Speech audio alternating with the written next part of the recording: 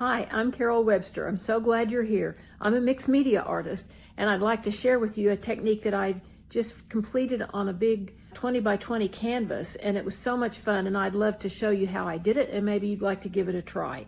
So be sure and stick around and like this. If you do, I would greatly appreciate it. So let's get on with it. So here I have 3 clean tea bags. They have not been brewed, so they're perfectly white.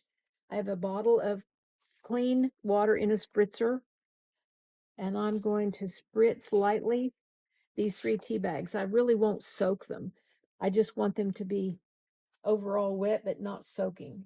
I have a clean paintbrush, and over here are my paints. I'm using fluid acrylics in red and sap green.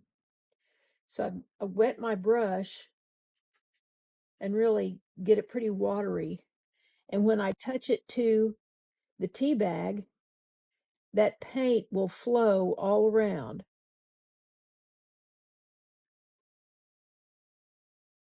And if I let it sit there for a few minutes, it will flow out even more. There's the paint. And if I want it to be even waterier, I'll spritz a little more water on it. And it will spread more and more. In fact, if you don't leave it flat, it will run. So there is the beginning of a red flower, and then I'm going to touch a little bit of the sap green right in the middle. And you can see how it has flowed out to the edge. And the longer it sits, the more it will spread. And I love the soft edges that you get when let the paint flow. Now I'm going to get a little bit of my green, and I'm going to put it in the center.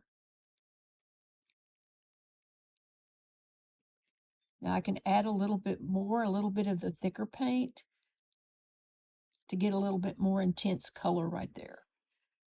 Now that paint is going to continue to flow as long as the tea bag is wet. So the key here is when it gets to the point that you really love it, then take the hair dryer and dry it. I used the hair dryer on this, I'd say for about 20 seconds, just enough time to set the paint so that it doesn't flow anymore, because if I leave it down there and let it get completely dry, it will stick to the glass, and I don't want that. So I'll just set this to the side and let it continue to dry. So here's the completed flower.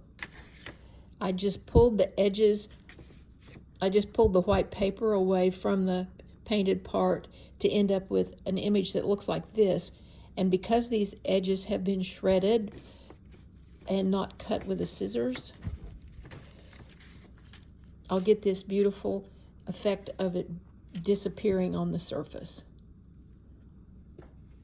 So I hope you've enjoyed all this. If you have, please like it and subscribe. So I'll see you next time.